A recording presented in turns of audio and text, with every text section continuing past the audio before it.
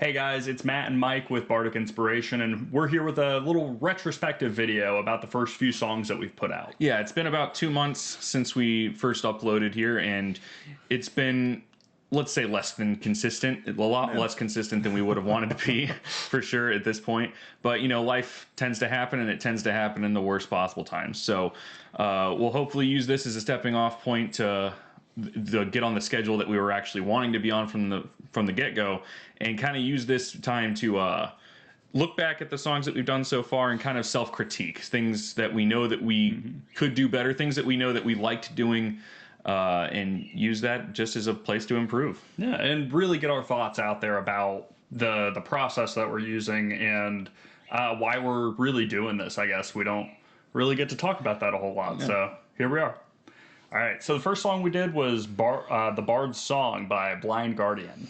And now Blind Guardian's a band that I think it should almost go without saying that any song that we cover on this channel is going to be by a band that either one of us or both of us really likes. Like, we're not going to do songs by bands that we don't like. We're not going to do songs that we don't like because that's not fun in the creative process. So, yeah, I've been listening to Blind Guardian since, I think, 2006, when their record, A Twist in the Myth, that's what it was called. A Twist in the Myth came out, and after that did a deep dive, and that was around the time in middle school, early high school, where I was finally like starting to get into my nerdy side, where I wasn't as embarrassed by it anymore. And I saw the cover of Twist in the Myth, and it's just a giant dragon. It's like a huge black dragon. It was such cool artwork that it drew me in immediately. Obviously, with being so blown away by what I heard on that record, did a deep dive back into Blind Guardian's back catalog and found a lot of good stuff. This song particularly, the Bard's Song, was off of Somewhere Far Beyond that came out in 1992. And when I realized that, it was like, there is so much stuff that I've been missing. And I was 13, 14 at the time, I think, that came out. And Blind Guardian was one of the first few incredibly well-known bands that got me into metal. Now, I mean, with that said, this is probably their most recognizable song. Possibly. There's a few contenders up there, but I mean, you got something like Valhalla or maybe Majesty. But other than that, Bard's Song is like, live versions of this, they get entire festivals worth of people singing the song for them. It's something to see. So without any further ado, let's go ahead and dive into it. I will say that we chose this song first because this kind of represents what we're trying to do. You know, we are just two dudes making some music with a fantasy theme and genre thrown into it. And at the end of the day, we're just telling stories. And that's what this song's all about. It's the Bard's Song, and we are Bardic Inspiration, so we just kind of took that and ran with it. It was honestly, it was kind of a perfect combination of things. One, it's called the Bard's Song. It makes the most amount of sense to do. And two, it was such a, it's already arranged in a way that works for what we were wanting to do. I didn't have to do anything to the arrangement. I think I added some different instruments to do things that the existing arrangement already did, but it gave it a little bit more of a medieval feel, I guess, namely the flute and the mandolin. Which, fun fact, I didn't know how to play mandolin before we did this song. We're learning a lot of things as we go. You know, Michael is already a very talented musician. Now, I've worked with editing softwares and Premiere, all that kind of stuff for the last, like 10 years now, almost. So we're not new to things, but we are evolving. And I think that where we've gone, even in the first 4 songs, I think is an incredible transformation. Because if you look at like the editing, you know, we put a very bare bones structure to this one. And part of it was honestly to mimic the original music video. That's why it's all in black and white, because that's what the original music video is literally just this. It's in black and white. It's Andre and Marcus and Hansi just sitting in a black room, singing the song. And that kind of was like the jumping off point that we had for what we wanted to do visually with these songs. Eventually, they probably will start getting a little bit more intricate and complicated. But something this stripped back, bare bones, and intimate really was definitely what I wanted to start off with. And I mean, even looking back on it, like we have some new things that you're going to hear in future songs, some new processes and everything. But I feel like the music quality still kind of holds up, even with the advancements we've made. Mm-hmm. It's a very, I don't want to say basic song, but it's stripped away in a lot of aspects. Mm-hmm. And I think that really lended itself, especially for this being the first song that we did. I think it worked really, really well in that aspect. Mm-hmm. And so the main critiques I have of this song and this video in particular, and I feel like I have this critique of myself more than I do of Matt, but the close-ups on just me feel really rigid and awkward. I'm not really sure what I'm doing with my face in a lot of those shots, and that's something I think that so far has gotten a little bit better, but definitely a place that I can improve here. Mm-hmm. And that just takes time getting used to being on camera. Through school, I was in broadcast, so it feels a little bit more natural for me, but the audience sees, it gets better over time. Mm-hmm. And I've been performing for a while now. I've done a lot of live music in various avenues and stuff. That part's never been the hard part. It's just, for sure, I'm not in videos as often, right? In particular, or at least in videos I've been in bands where people have shot live videos, but I'm not normally either the focal point or even in a close-up of any kind. So definitely a learning curve on my end.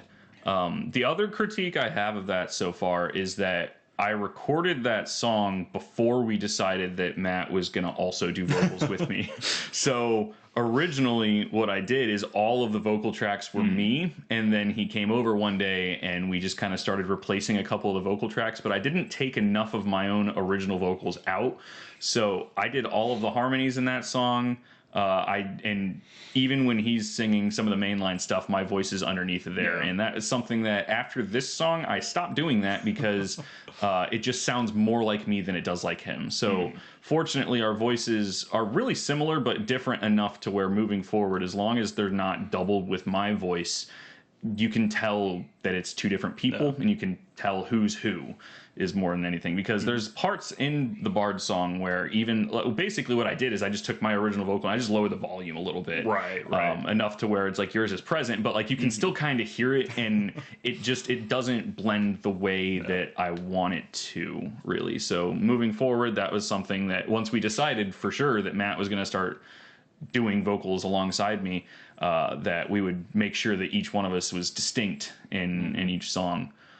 Yeah, I guess as far as a critique on the edit, something I realized really quickly is that when you are, and this is going to go to all my Premiere and Final Cut friends out there, but when you're adding in artificial camera movement, so when you're zooming in and zooming out and panning left and right through the actual software and not through your camera, it's really easy to forget to put the keyframes in the right spot, or you have it to where you've set it up and then you don't like it, so you tweak it a little bit, but instead of adjusting the keyframe, you've actually created a second keyframe, and you can see that a little bit in that video, especially when the dissolves come into play. You can, if you go back and really watch through it in those transitions, you can see certain things jump around a little bit, and none of that was intentional. So again, it's just another example of us kind of just jumping into the water. Right. But we actually really, really enjoyed how this next one came together. This is The Land of Snow and Sorrow by Winter Sun. Winter Sun is, I found them a few years ago, late to the party, honestly. A few years after this song was originally released on their record Time, which came out in 2012. So I found them probably in 2017, I think, is when their most recent record came out. Which is crazy to think, because actually that's only their third record. Their first record came out in 2004. Now, they took a long time to record Time. Now, personally, I had actually not heard of this song. I'd not heard of this band. Michael's definitely the more adventurous one when it comes to music. But instantly, like, I'm falling in love with the melodies, the way the original sounded. And then when we started messing around with, like, our version of the song, it came together in a way that I mean, it's going to have a special place in my heart because I absolutely love this song. Especially the way that it came out in the end. Yeah, so this is one where the instrumental stuff.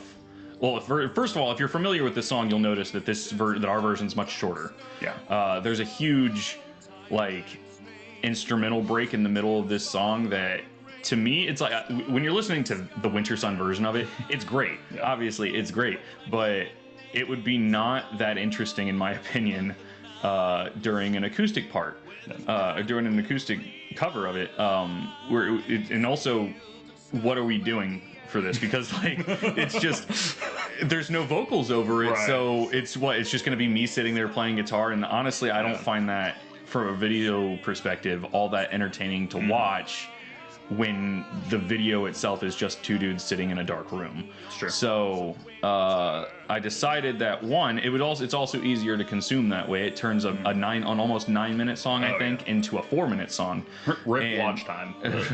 But I felt like it worked for what it did, and honestly, ending on the chorus, it has a really natural ending spot to it, and that's something that I really like about Winter Sun is they have songs that are pretty long. Like their biggest song, I think, and it's largely because of like YouTube reaction channels.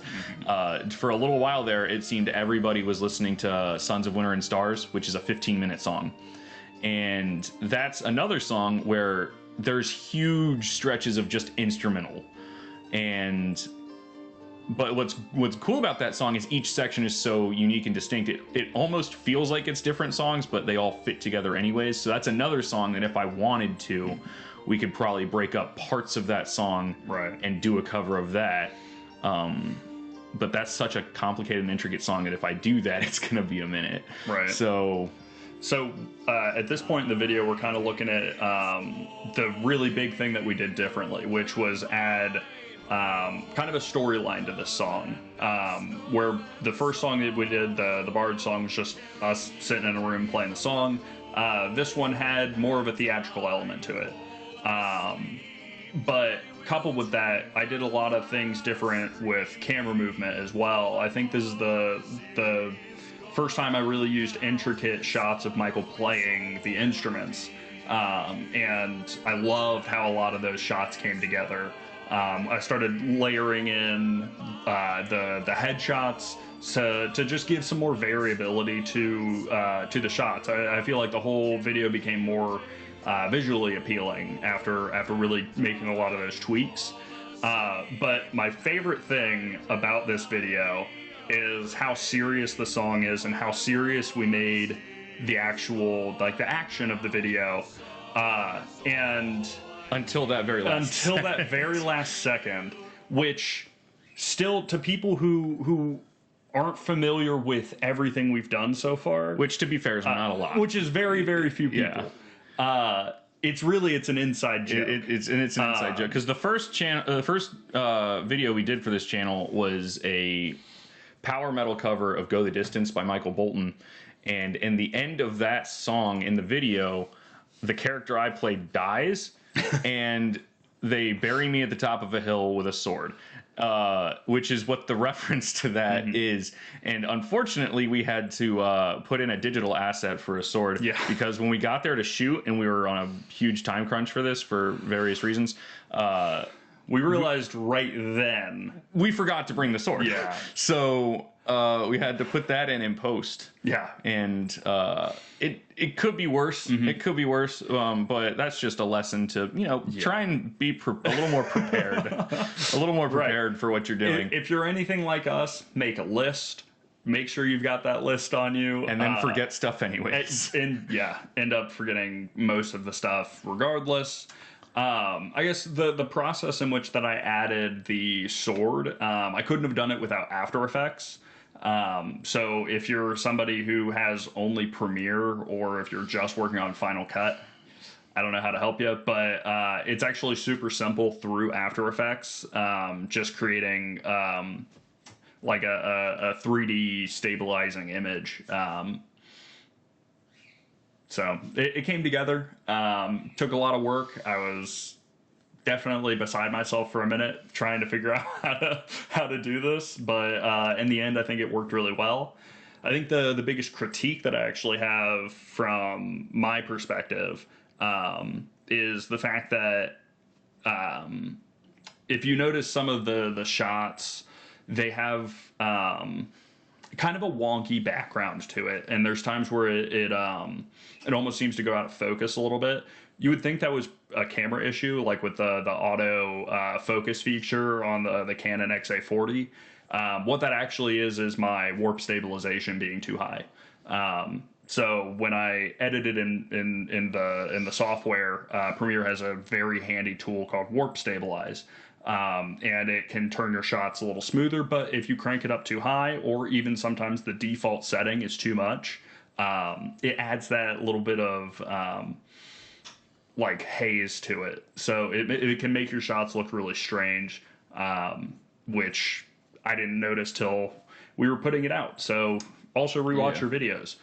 Not that I didn't. Now, and not to make excuses or anything, part of that reason, I think, is because prior to making that video, you were editing all the videos on like a 4-year-old laptop.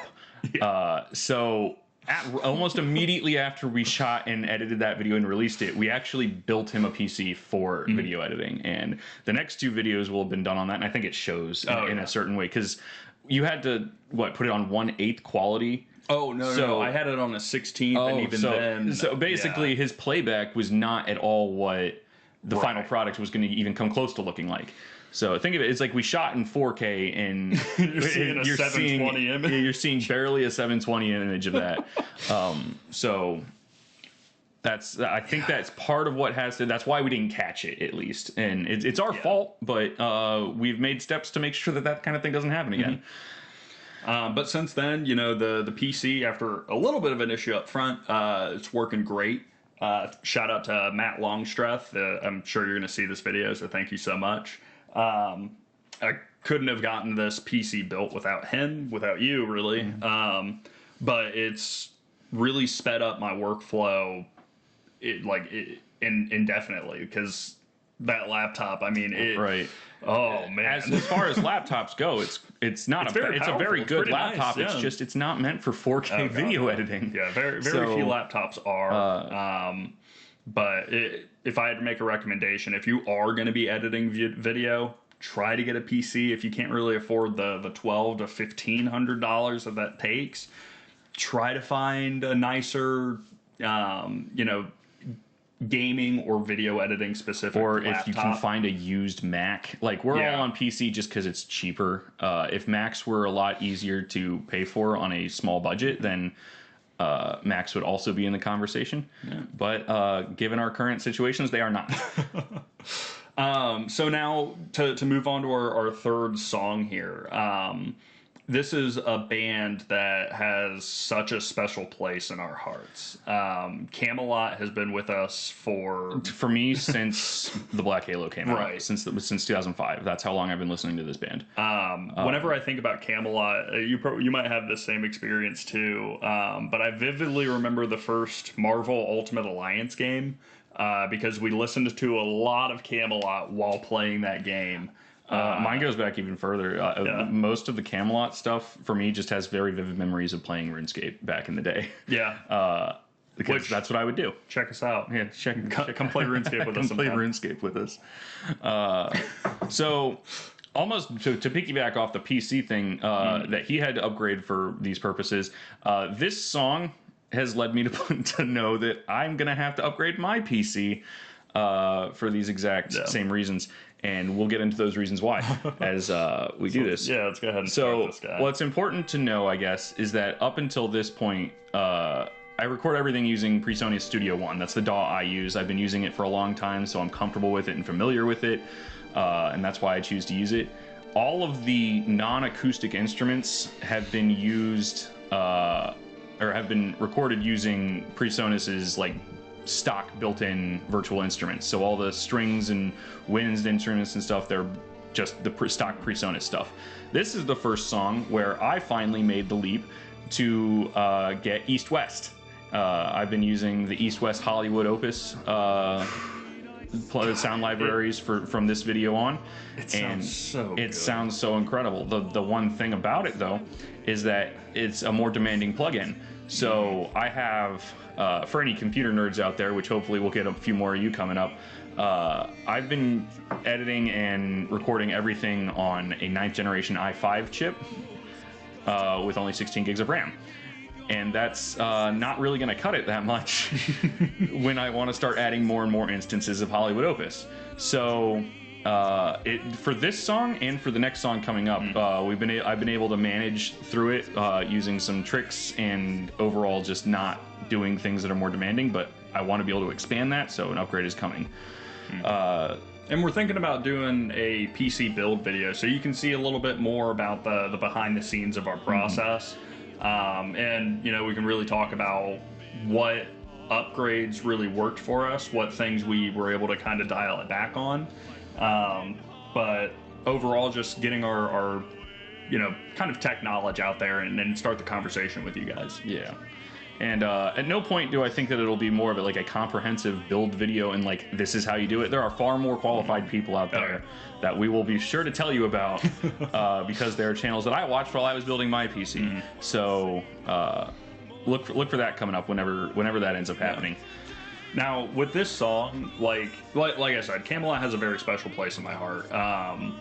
And this song was just because I've done the history of the first two songs. This song is off their 2003 record Epica, which was the first record that I heard, but it was when The Black Halo came out. And when I found those two records are part of a concept record based on the German poem Faust, or poem, play. It's something like that, or it might have been a novel. I don't really remember the origins of Faust, but it's these two records, Epica and The Black Halo, are based on that, and Epica was part one of that, and that's the record this song was on. Fun fact, song's about sex. Kind of. It's kind of weird to sing a song about sex with your brother. Not sex with your brother, but sing with your brother about sex. It's weird. Strange no matter that's actually, which way this you is cut also it. This is also the first song with a guitar solo in it. That is true. Which is interesting because I wasn't sure when or if that would even happen with some of these. Yeah, I'd love to start including a lot of that kind of thing in, because you guys will find out, like, this guy plays guitar like nobody else, and it's not shown off all the time, and I think that we should. So Michael is famous for saying, "I will not wank for the sake of wanking." I haven't been known to say that. But I think you should have a wank. So that song's the first one with the guitar solo. It's not complicated. It's not overly flashy, and that's what I would do anyways. Is like, if it works, then do it. But if it's I wouldn't want to take it too far and compromise the integrity of the song. As pretentious as that sounds, if it doesn't make sense to do, then I'm not going to do it. And that kind of extends even to some of the orchestration and whatnot behind the scenes too. That it's like, I'm not going to go and add a bunch of different layers of like stringed instruments, or like maybe put in a wind, like a clarinet or an English horn or something like that just in the background. It's like no one else can hear it, and if it doesn't make the song better, then there's not a reason to do it. Now, that said, being able to add layers like that is going to be really cool. Yeah. And I'm looking forward to using East-West to its fullest potential coming up soon, hopefully. Now, on the editing side of things, with that song, there was the first like LUT pack that I used. It's actually something that comes preloaded into Adobe Premiere now, but that was the Kodak Day for Night LUT. So it takes whatever you've shot in normal lighting or daylight, and it'll tweak it and make it look more like a night film. So you can tell like the bluer tints that come out in that video is all from that LUT pack. I did my basic corrections and then added the LUT on top of it and tweaked it from there to get the best picture that I could. And I think it turned out really well. The opening shot, no idea where that's from. Found it on royalty-free stock video. So we can't get sued. So don't sue me. Don't come after me because I won't have any of it. From a performance side, I think that's the first video where I didn't feel completely awkward in the video, but I do think that I moved my head back and forth way too much. That's my own personal critique there. In the next video, I think I did a much better job of that. So let's go ahead and get that. We'll move on to this next song. Before I do want to acknowledge the beginning of this video. We decided to dedicate this to our uncle who just recently passed away. He was a huge part of both of our lives, and we wanted to make sure that, with this song, we try to immortalize him just that much further. This is a song that we found back in long time 2011, something like that. There was, I wish I could, I don't know if the video still exists, but at one point in time, right before I graduated high school, I was like, this is when I was really getting into power metal. And I found just a random compilation video on YouTube just called The Greatest Symphonic Power Metal Songs. And this song was on one of them. Gotcha. And that's how I found this band. And I've come to enjoy a lot of their stuff over the years. But this was, it's weird sometimes when finding out the first song you ever heard by a band, especially when that first song ends up not being like one of their singles or one of their big songs at all. This was a single. It did have a video. But in terms of Rhapsody of Fire songs, people tend to know other songs like Dawn of Victory or Unholy War Cry. Something like that, or Emerald Sword. Emerald Sword's probably probably their bigger one, in my opinion. Power metal elitists, be sure to tell me what their actual biggest song is. I expect to hear from each of you. Let's go ahead and start this song now.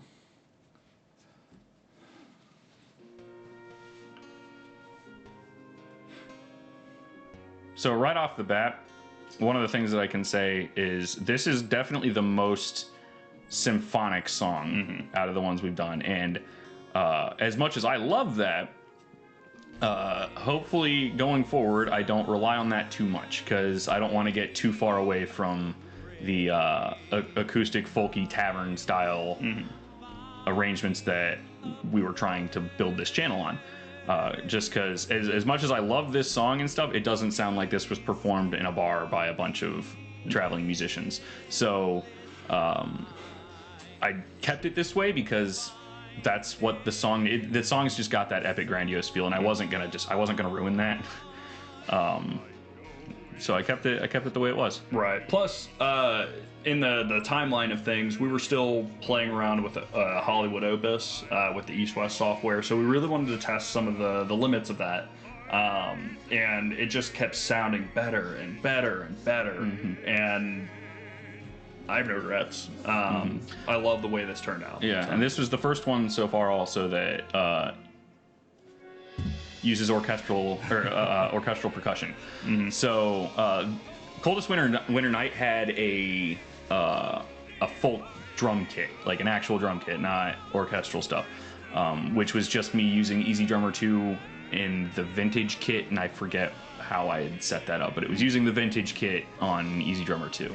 But this is full-on Hollywood Opus orchestral percussion, using timpanis, volume swells, toms, crash cymbals, all kinds of, the whole nine. Yeah. I mean, as the edit's concerned, I started really playing around with new transitions. I'm a very basic editor when it comes to transitions. I like my straight cuts and I like dissolves. I'm not a big fan of these big flashy transitions. But for this one, I really wanted to add to the magic of the Wizard's Dream. So you'll see a lot of different switches that I've made. One of them using a VR lens flash that takes us into the chorus. And actually, if you pay attention to the LUT on screen, so the color pack that I'm using, there's a difference between the verses and the chorus. This one has more of a blue cold steel LUT pack on it. And then as we transition into the chorus here, you have the flash, and then it turns more golden. So we started playing around with effects as well with this song. So hopefully those are at a point where they look good. You know, I'm still, you know, really learning how to play around with that kind of stuff. But I'm super excited to get more of these songs out there for you guys. And this is also one where we started kind of doing this on Coldest Winter's Night, but I think we did a better job of it in this one. Is dynamic camera movement being done with the camera and not with the software. What we had done in the first two videos was almost primarily static shots, other than me playing guitar, where he would kind of do a more dynamic shot there. But we were able to, in this, because the vocal parts are so separate, me doing the Sir Christopher Lee lines and him doing the Fabio Leone lines, we were able to shoot each other doing the vocals, so we were able to get more dynamic shots out of it. Which is the interesting part, actually. I think a little fun fact about this song: the album version of this is just the lead singer of Rhapsody of Fire. Right. I think at this time they were still just called Rhapsody. But when they did the music video for this, on that record, they had some narration done by Sir Christopher Lee of, you know, Lord of the Rings fame and of Star Wars fame, of Dracula, of James Bond, all that stuff that he's done. The real life most interesting man in the world, in my opinion. He did some narration for that record, and they wanted him in the music video, and he was under the impression that he was going to be singing.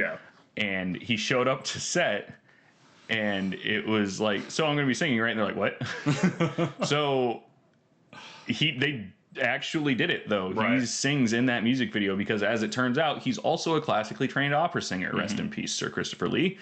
And it was so good in that song to have that, because he has such a deep, low, rich voice that I did my best.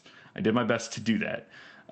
So hopefully we did some justice to Sir Christopher Lee, and he's such a just a nerd icon because of his Lord of the Rings and Star Wars work, but just in general for the arts and everything. He was also a Nazi hunter. Like that, you don't get cooler than Christopher Lee. Yeah. He actually had permission from J.R.R. Tolkien to be Gandalf if they ever made a movie, and they gone and ruined that. Yeah. But he got to play Saruman, right? And you know they did what they did, but at least he was in the movies at all. I will forever be grateful for that. Him being Gandalf would have been cool, but I mean, I'm not going to sit here and diss Ian McKellen. No, God, no. Because he's also fantastic.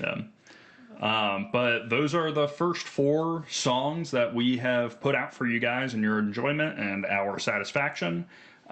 So I'd love to continue the conversation with you guys. Let us know down below what your thoughts are on the things that we've done so far. And like always, comment suggestions for anything we should do in the future. Yeah. Comment any questions too. We could do some like Q&A videos coming up in the future as well. If you've got any additional questions about our process or about us as people, our interests, anything. If you got a question related to anything we do on this channel or not, like how big is a fish or something like I don't know. If you've got any questions that you want to do, feel free to drop them by. We'll hopefully can do a big Q&A video at some point. Maybe even a live stream once down the road, you know. Live streams are not off the table for sure. Yeah, definitely into that kind of thing. But like always, helps us out a lot if you want to like, subscribe, share this video to 1 million people. Tell all your friends about us. Or don't. Right. We did most of this video almost completely improv and off the cuff. So if we came off as a bunch of bumbling idiots, then, you know, that's just us as people. Yeah, you're getting to know us, really. Just a couple of idiots sitting down and talking about music and video editing. But without further ado, or I'm going to cut that part out because that was stupid. Yeah. But, you know, like always, thanks for watching, and we'll see you in the next one. See ya. See ya.